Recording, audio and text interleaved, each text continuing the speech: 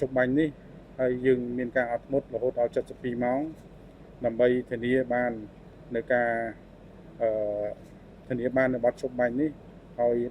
18រូបនេះបានត្រឡប់មកប្រទេសកម្ពុជាវិញជួបនឹងបងប្អូនក្រុមគ្រួសាររបស់គាត់វិញនៅថ្ងៃខាងមុខនេះអ្វីដែលតាមរយៈនៃបទជប់បាញ់នៅថ្ងៃនេះគឺនឹងបើកផ្លូវឲ្យបងប្អូនប្រជាពលរដ្ឋភៀសសឹកដែលមានលំនៅឋានតាមតំបន់ព្រំដែននេះអាចមានលទ្ធភាពក្នុងការត្រឡប់ទៅរស់នៅលំនៅឋានរបស់ខ្លួនវិញអាចប្រកបមុខរបរក៏ដូចជាធ្វើស្រែចម្ការនិងបងប្អូន